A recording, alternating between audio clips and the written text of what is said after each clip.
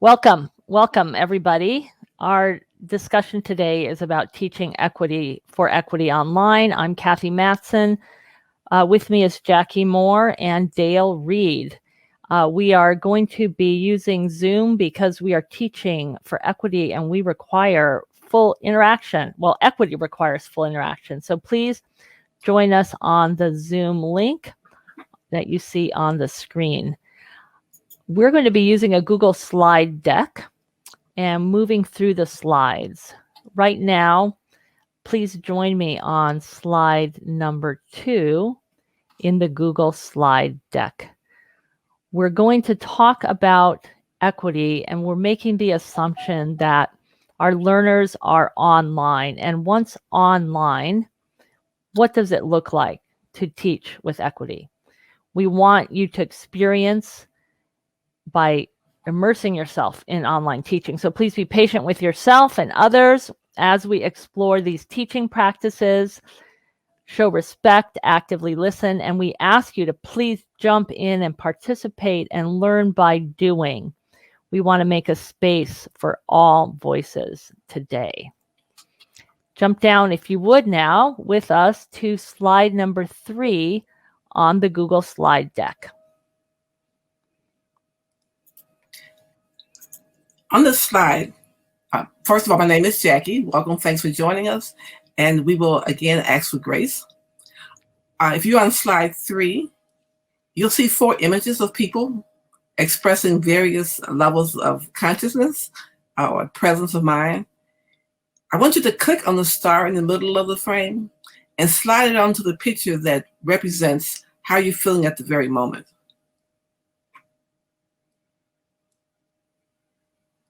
If you're having difficulty trying to access the screen, let us know.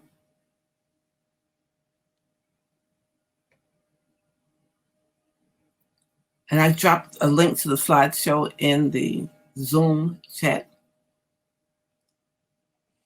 And Dale, can you put it in the hop-in chat? Yeah. You want to click on the yellow star in the middle and then slide it to where you want it to go.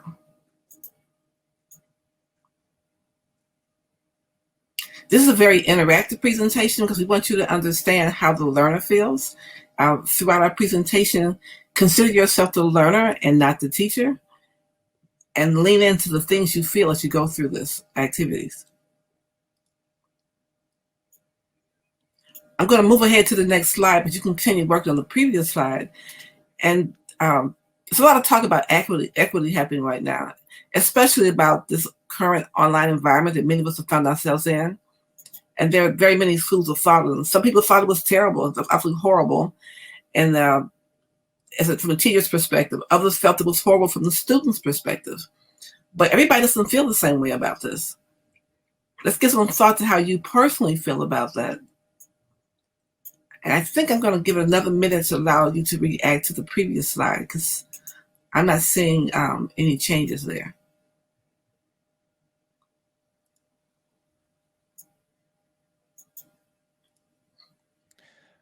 I don't think that there's anyone in the slides except for the 3 of us.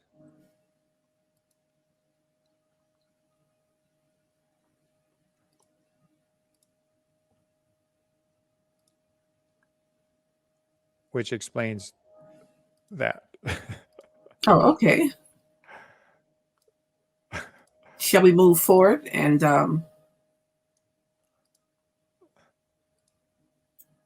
Sure, we'll continue providing the recording and give the example of what it looks like, because I think it's interesting to see the possibilities.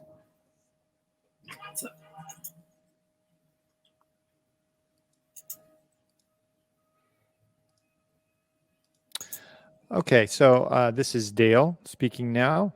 And on this slide, what we can do is we can vote on opinions. So this one, again, you grab the box and pull it down.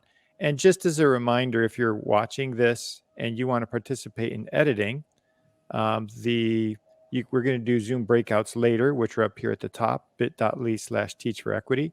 And you can edit the slides at bit.ly/equityteachingonline. And if you go point your browser to bit.ly/equityteachingonline, then you have permission to edit. So grab one of these boxes. You can put your name in here. So, and Dale, can you share your screen, please? I'm sharing the in Hopin. The screen is in there. Oh, in Zoom also. In Zoom. Yeah. Okay. Thank you. So here you can type your name. You can change the size of it if you want to. So I'll make it a little bit bigger. And then once you've done that, if you could then grab that box and then move it to reflect your opinion on this continuum down below, where teaching online decreases equity, that would be over here on the left. Teaching online increases equity, then that would be on the right. So which of these is more true for you? To the middle or left and right? So I'll give you just a moment, Kathy and Jackie, to grab one of these boxes and put your name in there, and anybody else who's joined in as well.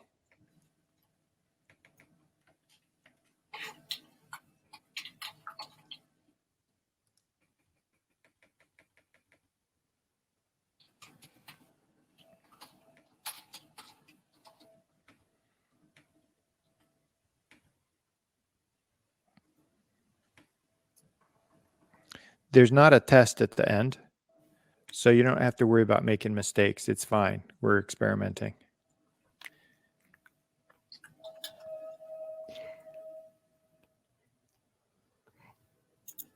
And this is a great tool because it allows participation by everybody. And then as a teacher, you can prompt a discussion if you would like with a tool of this kind. So my question would be, Kathy, you're kind of middle-ish between these two. Why is that your opinion? I think it depends. It depends on the teacher. It depends on the relationships, and similar to those titles of the articles that we saw in the previous slides, it works for some people, some need it, and for some, it doesn't work. Lynn, you're further to the right. Why are you further to the right?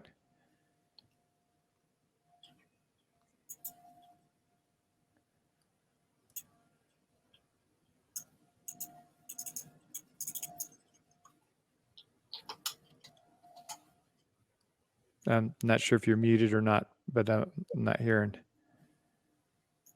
anything from Lynn. Sorry, I was posting in the chat, and my thoughts on this is that teaching online has the potential to increase access, opportunity.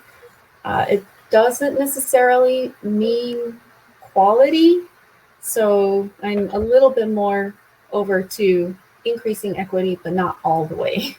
Yeah, thanks. And it's interesting, like me asking you to speak versus typing in the chat, that could also be an equity issue in terms of who feels comfortable or not comfortable with that kind of mode of interaction as well. If we jump down to the next slide, slide 6, now instead of just editing something that's already there, we can ourselves create something. So if you go up to the top, there's a text box tool, and you just click on that and then come down and draw a text box. And in the text box, you can type your name, and then you can type things that are your interests there in that text box.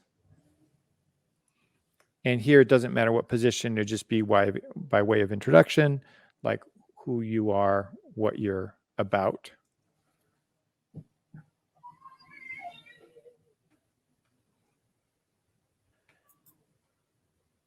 And then again, you can customize to reflect your own personality.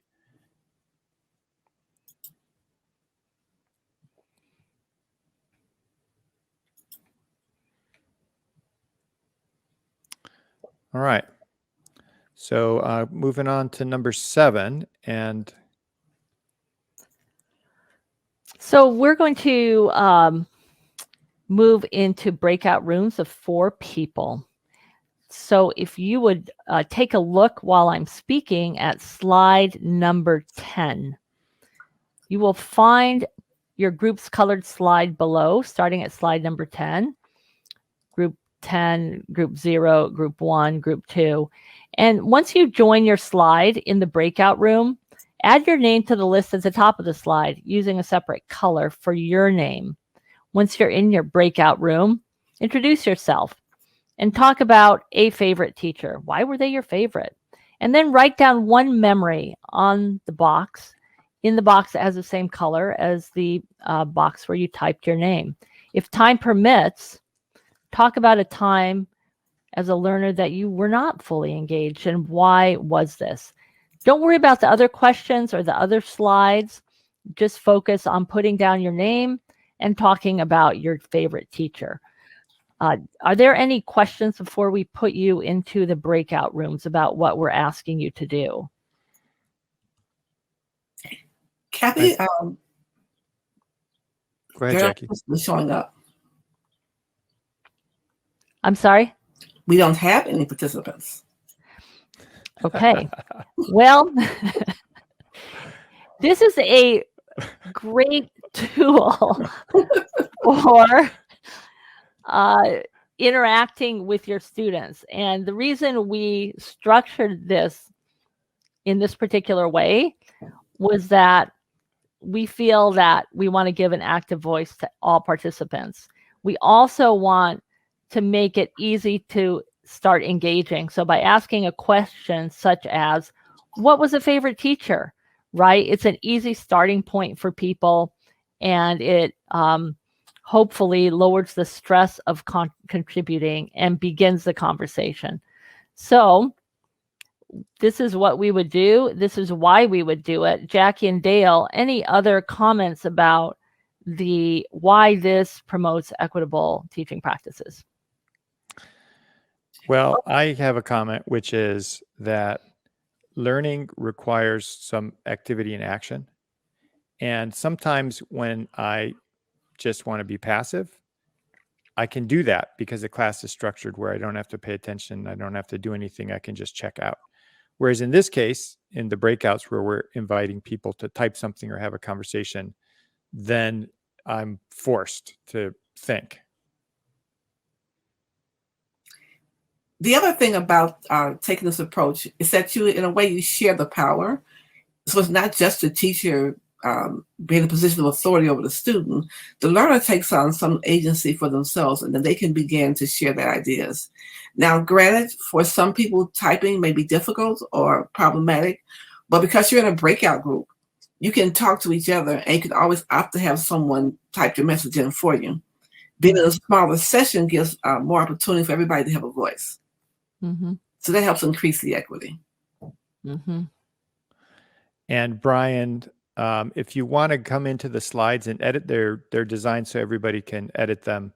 So if you point your browser a tab to bit.ly/equity teaching online, then that's the slide deck where different people can edit and can do things as we go along the way.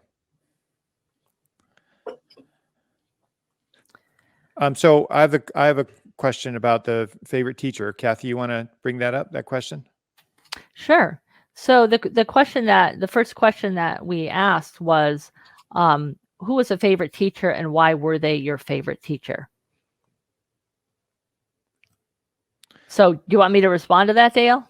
Sure. And then I'll invite, whoever's here. We have Lynn, Brian, Jackie, Dale, Kathy. So maybe just a few of us can. Yeah, let's just have the conversation about it. Just jump in. You can unmute yourself, which is a good practice in a breakout room. And who was a favorite teacher and why? Mine was Mr. Chase. He was my 9th grade math teacher, and he was the reason that I became a math major and the reason I teach math and computer science today, because he took time and he gave me the benefit of the doubt. That's interesting. My favorite teacher also is someone who took time with us. Her name was Miss Coffee. I remember her for 2 distinct reasons. First of all, she was young. This is 1960s, by the way. She was the first professional woman I had seen with a natural. She was wearing this really big afro, And her name was Coffee, who's a very popular actress in the 1960s, one of the few Black actresses. But her biggest impact on me was that she set high expectations for the class before that no one else had. And she exposed me to things I had not seen before, both academically and socially. For me, one of my favorite teachers was Lori Agüera Arcas, and she was my mechanical drawing, I think is what it was called, class, where we actually like designed a house, and we built a big mural, which I think is still up in my high school today by taking a Time magazine cover and breaking it into sections. So it was all very active, and we did things and made things, and I really appreciated that. Any other comments from anyone else? I'll go next. Mine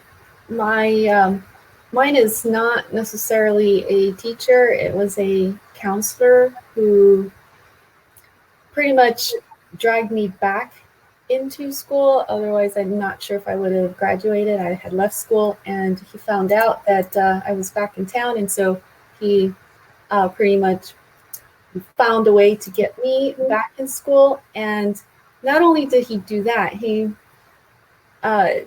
pulled me out of class one time. I guess I was a senior at the time, and he pulled me out of my English class. I don't know why I remember that. And he sat me down in his office in a round table, and he handed me a stack of papers and pretty much just said, write these essays. And at that point, I would pretty much do anything for him. So I sat there for a few hours and wrote these essays. And it turns out that this was for a scholarship that he was packaging together for me. And he had pretty much, filled out some of the other information. I wrote the essays, answered all of the questions. He packaged it up in an envelope. I saw him do this, sealed it up, and mailed it in for me. And guess what? I got the scholarship. It wasn't a whole lot of money, but it was the impetus that I needed to go to college. I didn't think I was going to, but that's sort of my memory of an educator who was profound in my life. What I find interesting is that the common theme is that the educator took out time to invest in you personally, not in a generic sense. You weren't one of 10 people he did that for. If he did, you didn't know. But it took some time one-on-one to meet you where you were. And where you were was in the street, he brought you back in. He met you in the classroom to move you further. He brought you back to the area where you can actually advance and find more information. And I think that that's really at the heart of a lot of equitable practices, is meeting the students where they are, not where you want them to be. Yeah, absolutely. Yeah. Thank you for letting me share. My experience was fits in that same theme, and I don't know if I would call this person my favorite teacher, but that's more because of it's hard to see him with the contrast, and I'll say that because he was my teacher, he was my basketball coach, and I went to a boarding school, so he was also the dorm parent in my dorm room, in my dorm. But my head basketball coach was a jerk. Like, I don't know if he was racist or he was just an overall jerk for everyone, but he was definitely a jerk to me. The assistant basketball coach, however, saw that I had like tension with the head basketball coach, but also saw that I had potential and recruited me to be in his Vietnamese history class, which I thoroughly enjoyed. And I still make quotes from this day into that class. He pulled me aside during basketball practice and showed me specific drills to work on things that were my challenges that I still use to this day and pass on to other folks that I work with, like basketball drills. And would come into my room when I was not doing what I was supposed to be doing, like studying, and just have sit down chats with me like, hey, do you want to be successful? Do you want to go da da da da? And he would have these chats about what it would take and this time period being dedicated for studying in study hall. So it was definitely that personal attention, that he took an interest in me and gave me some things that were practical and tangible to use in my life. So thank you, Mr. Backrus. It's great. Thanks for sharing. Should we move on, Dale, to slide number 8? Sure. I just want to make one comment on least engaged. So this is maybe a shameful admission, but in church when there's sermons, it doesn't work that well for me. Like I just don't always remember it. It just like it's not like I disagree with it, but just the lecture mode, straight ahead lecture mode like that doesn't work as well for me.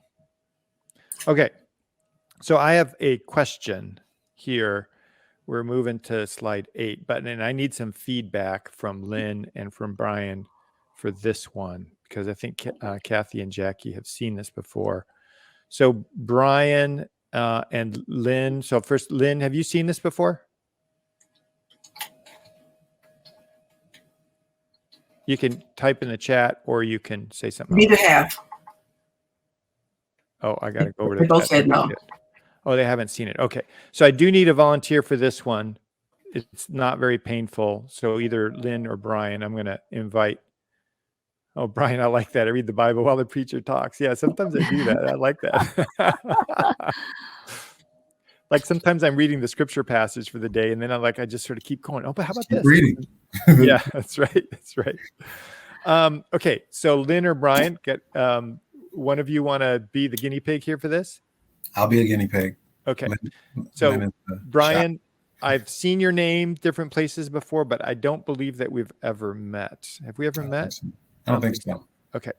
So I'm going to turn around, and what I'm going to have you do is, using your fingers, I'm going to have you flash twice to tell everybody when your birthday is.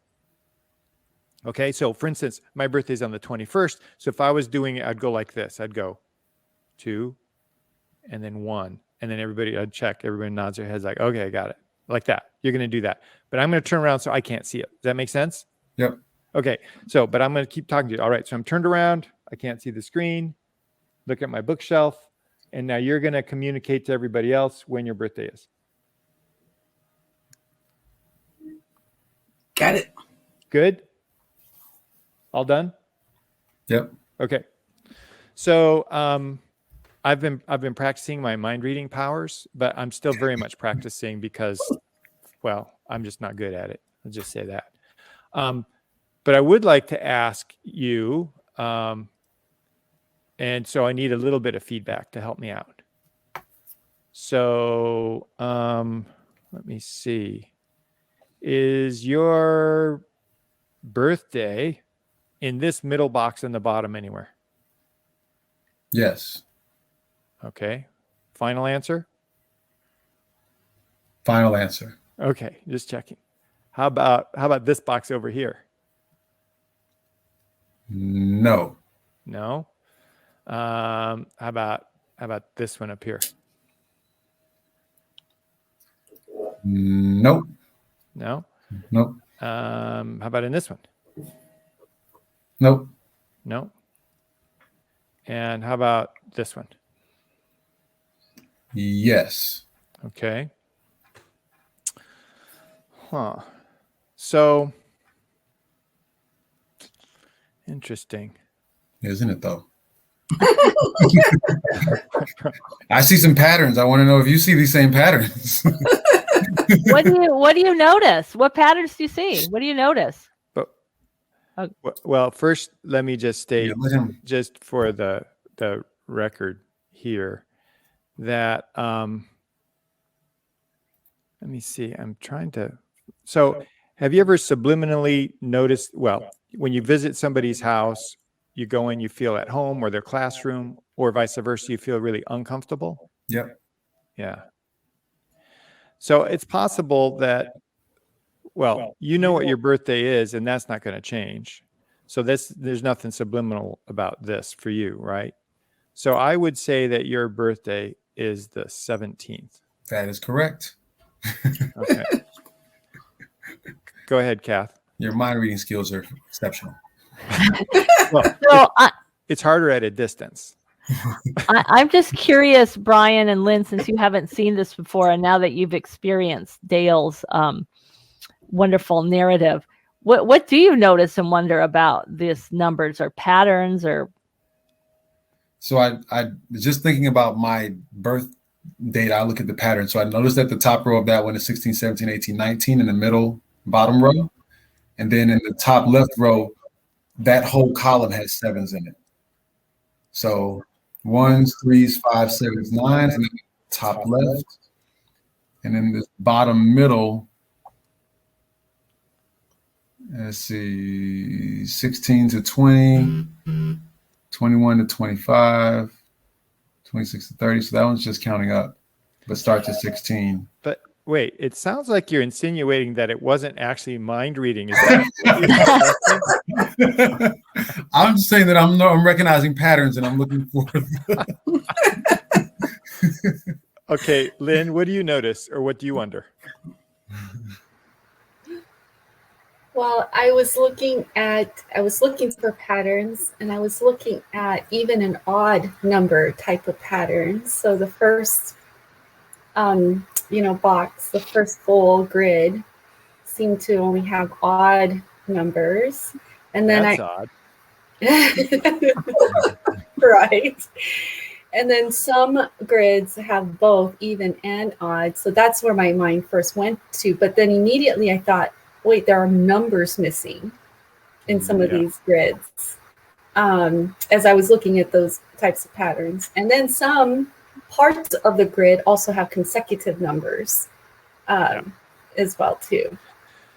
So I won't belabor the point, but it is in fact not mind reading. What you have to do, you can do a setup. Sometimes I ask. I think Brian got it. Brian? No, I was just saying that I was surprised it wasn't mind reading. Oh.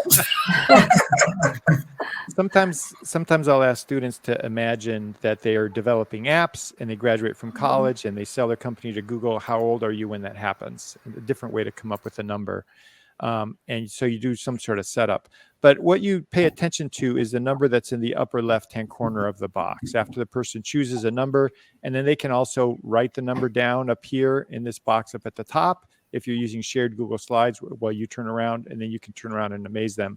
So you pay attention to this upper left-hand corner. So I asked, is your number in this bigger box here, Brian? And you said yes. So that 16 that's in the upper left-hand corner, I remember that in my head. Is your number here? No. Is your number up here? No. Is your number here? No. Is your number here? Yes. So that 16 I remembered now plus the 1 gives me 17. So every time they say yes, you add the number in the upper left-hand corner.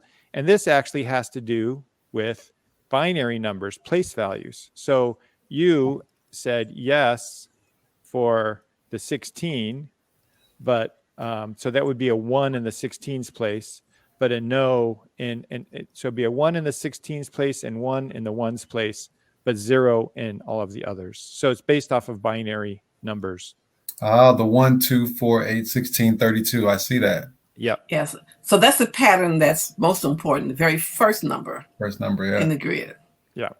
It's a binary. And they all end with something around 60 or 59. Yeah. That's pretty cool. I will definitely be using that. It's a really wonderful way to get people engaged in binary numbers. It gives you a reason other than the fact because we have to cover it, why you should learn binary numbers. But we've used that in very many public settings, which have nothing to do with computer science, and gotten folks really excited of all ages, young and old, because they start paying attention to how computing can make a difference in things other than just programming. Mm-hmm. So I just want to point out one thing, an activity that we would have done in breakout rooms before we did Dale's amazing mind reading activity was just asking people to notice and wonder, which you naturally just jumped in and did that, Brian, because in terms of an equitable teaching practice, again, it just gives learners access because what they notice doesn't have to have anything to do with computer science, right? Mm-hmm. And it's all acceptable. I noticed there were 6 squares or there's a bunch of numbers. It's all valid. And then that can lead to a conversation. So, let's jump down to on the slide deck if you're on it, and it's on the screen there as well, to slide number 20. And again, as you've been participating in some of these different activities, which one of these, when did you feel, if you participated in some of these early ones, most or least engaged in what we've been doing? So drag a star or drag a board face, if it applies, to talk about what was engaging, what was not engaging.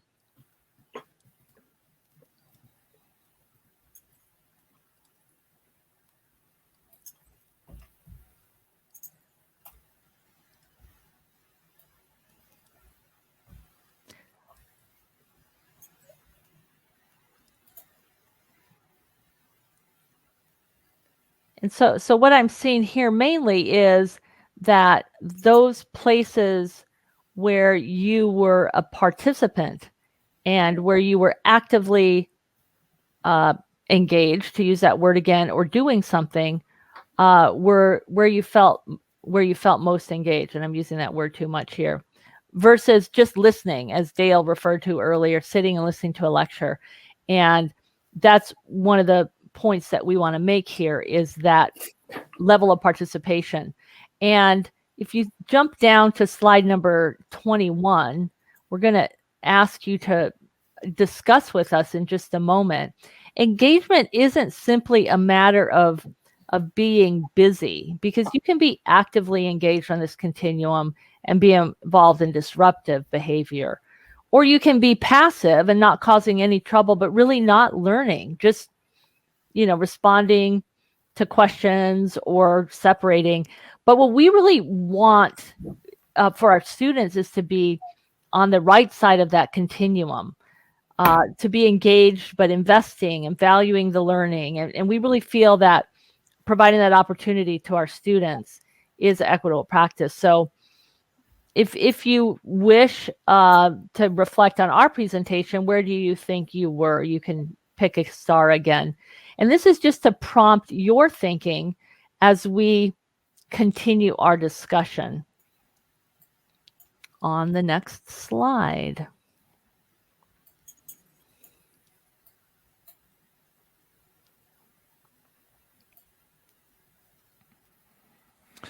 So Kathy asked us about when were you more engaged or less engaged? So now the question is, what about it made it more engaging or less engaging? So the why, and we'll just have this out loud, just talk about what people, we express preferences, what made it more or less engaging for us. Why was it more engaging? Why was it less engaging?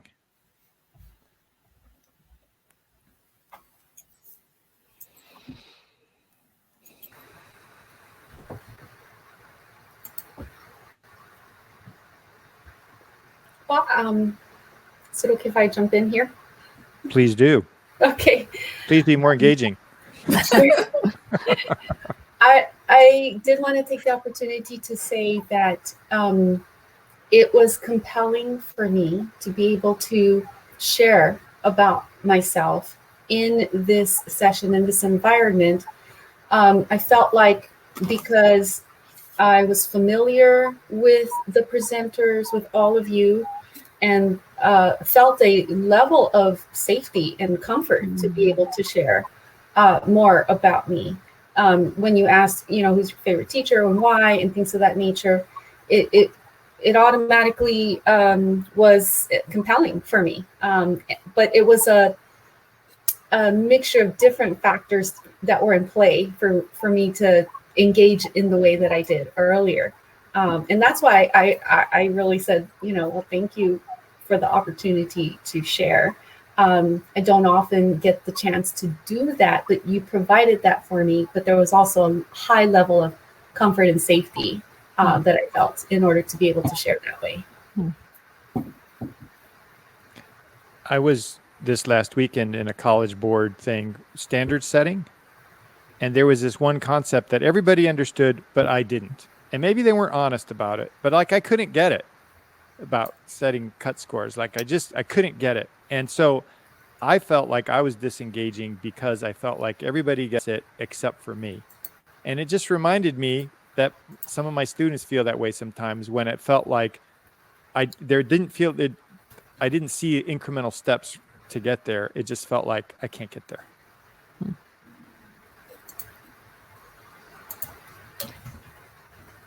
I really appreciate the point that you made, Lynn, also about just relationship and feeling safe. And I think that is kind of underlies everything that we need to do in letting our students know we really do care and building that foundation with them so that then we can teach them, right? Or we can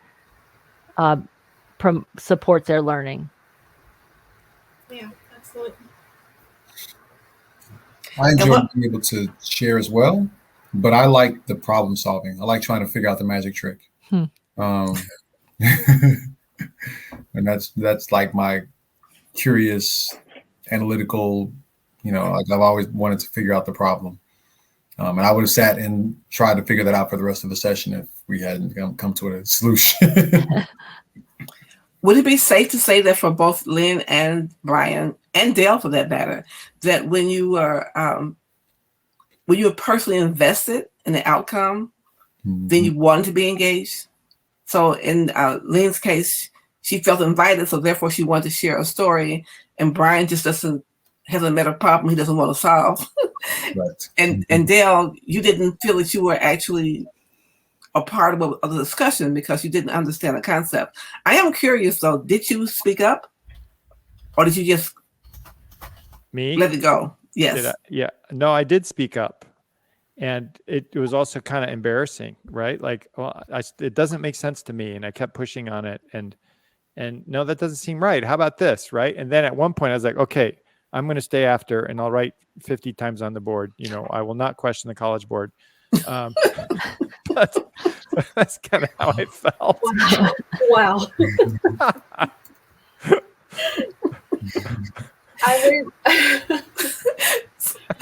So I'm laughing, but I've been in that situation where I felt that way before, because I've been known to ask way too many questions, because I've learned that if I don't ask the question, I often don't get the answer. But it took me many, many moons to do that. And so one of the equitable practices that we can use is to create an environment where students feel that not asking the question is the exception rather than the norm. I just wanted to add one more thing too.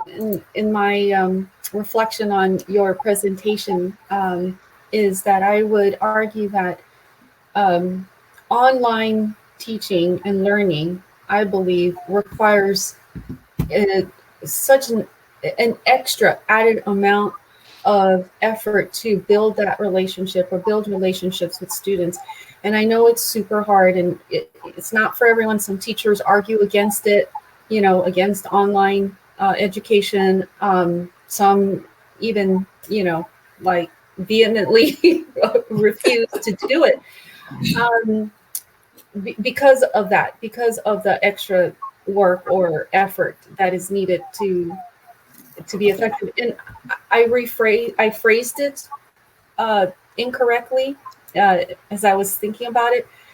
It's not that it's added effort. It's a different mode for teaching and learning is the way I, think about it. And that's why I was so excited to, have you all present, because it is a different way of thinking about teaching and learning. And I have actually seen kids thrive in online education, online modality. Yes, it was because the teachers, built that relationship and made it safe and made it fun and engaging. Absolutely. But it's also because there are things that exist in live classrooms today that are threatening for students. And participating in online in an online format actually removed those threats for them to be able to thrive and succeed. And we saw that in some of the schools that we've been working with. So thank you for advocating for this. And I will now mute myself. So what we have an example right now of Lynn, who's ordinarily wouldn't speak up, not only speaking up, but commanding the room, and that happens with a lot of learners who ordinarily feel, in an odd way, being online helps some people to be seen in ways they can't be seen in the classroom. They find a voice they can't find then, and I like to look at equitable teaching. It's really an old-fashioned concept called differentiated instruction. Mm-hmm. Except now it forces you to do that. Before you can teach to the median, you can teach to the 80% of the students who get it, and not notice the other 20%. In an online setting, yes, you can overlook the 20% who are quiet, but you have so many cues to help you out. And I'm sorry, let me stop. We really want to hear from you. Some of your views. So we really want to find out the tools that you're using. How does that affect your ability to be equitable in an online setting? Are there tools that we use today that you thought got in the way of equity?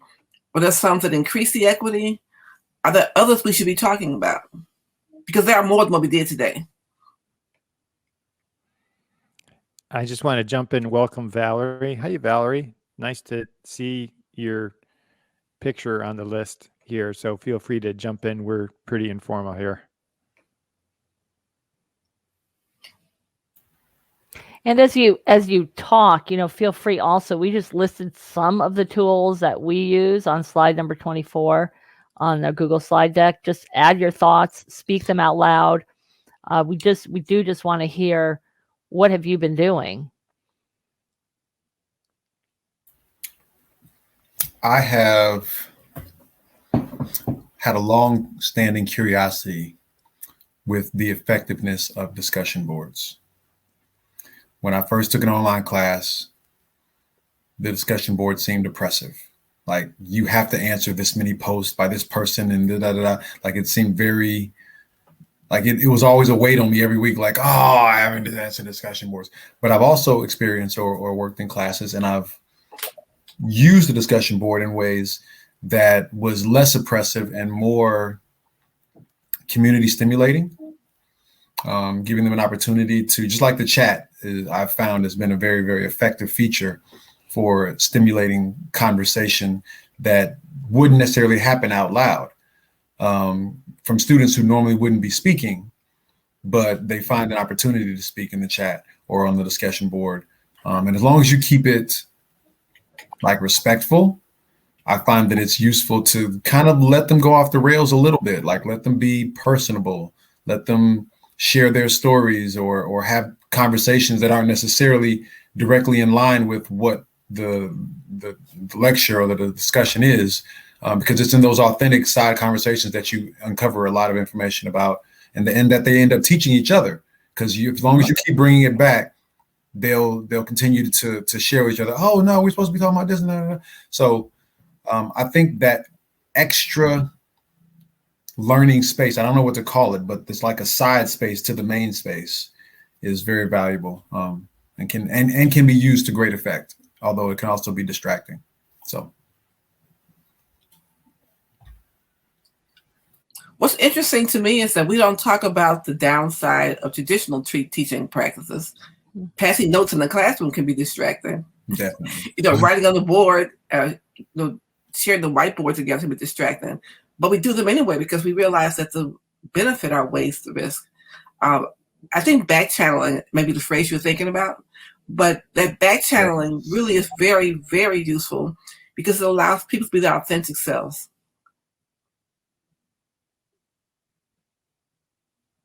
I like that word, back channeling. It's a gamer thing.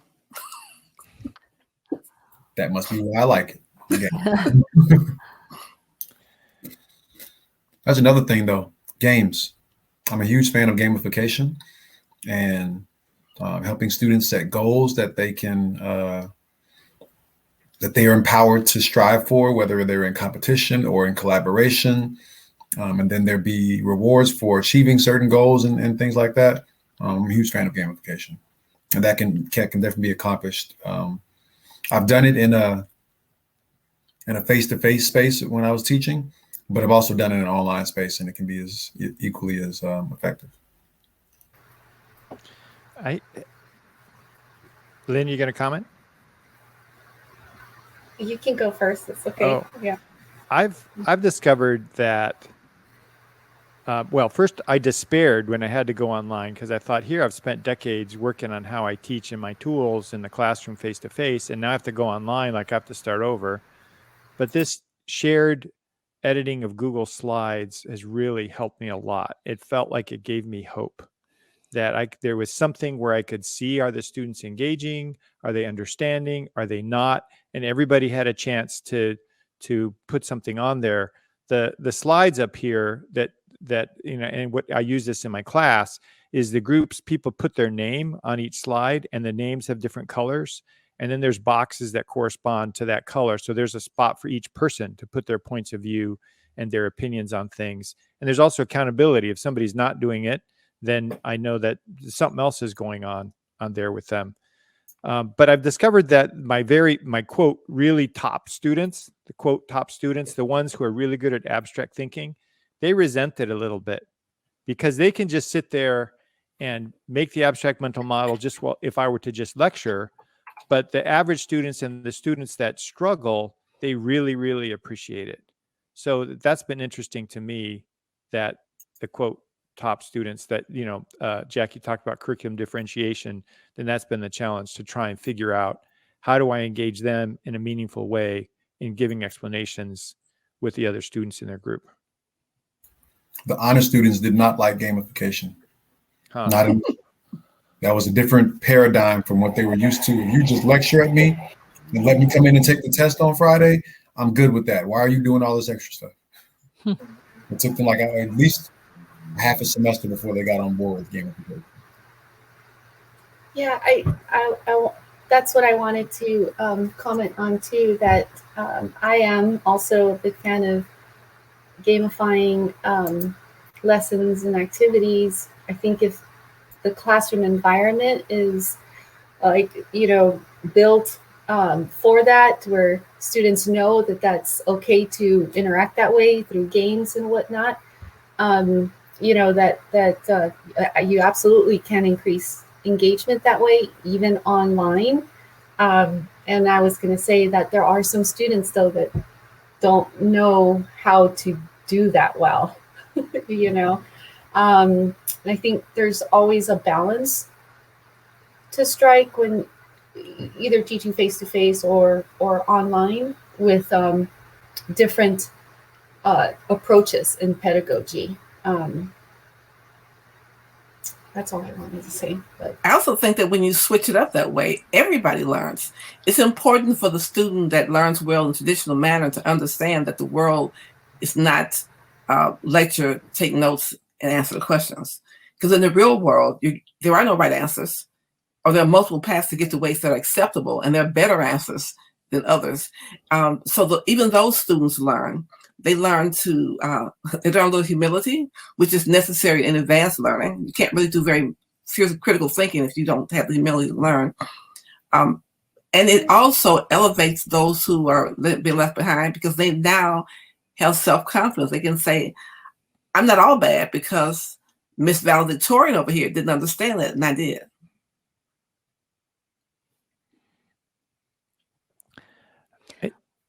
I think humility for me has entered into a more honest learning space. Like Lynn, you talked about trust, because as I've gotten older, the older I get, the more I realize maybe it doesn't matter what people think about me. And so I've become more honest about the things I struggle with and don't understand.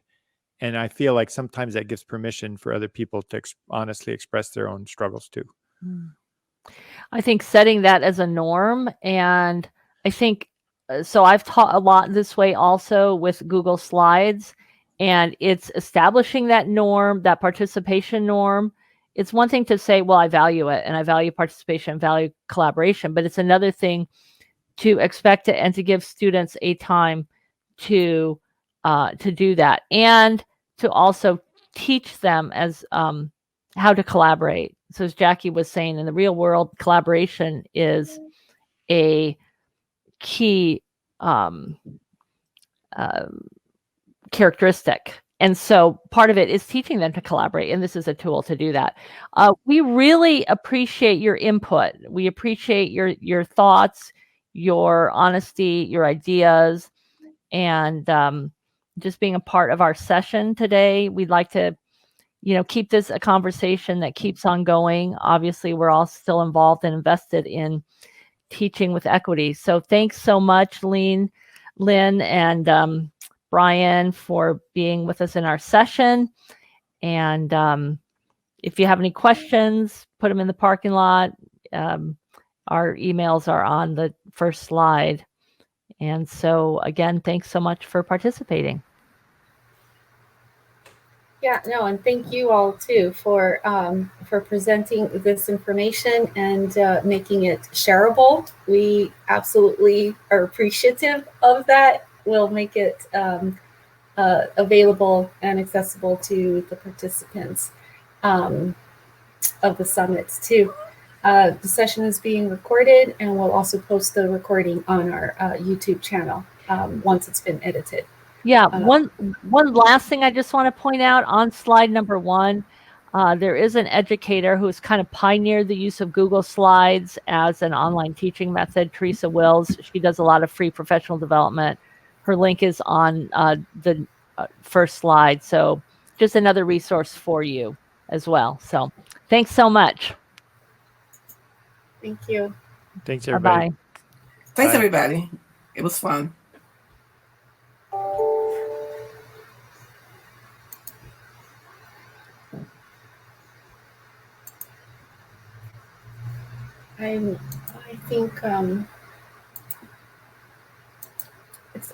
I think Brian is still here, Chuck's still here. and I think Chuck is still here as well too. Okay. Thank you for doing the presentation. I wasn't expecting that question that you asked, so I hope it was okay. I didn't want it to be overshare, but it just prompted an opportunity for me to engage. So I really appreciate that. Thank you. You raised such an important point, Lynn. It was great. It was really great. And Definitely then not oversharing. I think the stories and those examples are some of the most powerful things and the things we remember. I said the thing about sermons before that I tend to not check out, but as soon as somebody starts telling a story, I pay attention and I remember. So I think your story fits in that category. Yeah. Well, I can relate to that too. I mean, I like stories, and I've tried to get better at telling stories. Sometimes I'm not that great of a storyteller, so I think that is something that is a good skill to work on. Storytelling, I think, can be powerful. Leah Tao from the Moth Radio Hour did a seminar once on storytelling. She said, you want to know the beginning and the end, the sort of arc of the story, and what is the emotional impact? Mm-hmm. And that's what you had in your story. Mm-hmm. It very clearly communicated the emotional impact. Wow, I really appreciated the opportunity. I've only told that story just several times. And I also keep in touch with this counselor. His name is Dr. Rude, Tom Rude. I don't do Facebook, but I have been in contact with him through Facebook. I've presented to counselors before a couple of times, and so I sent him a message on Facebook, and I told him, I'm going to talk about you again. Wow.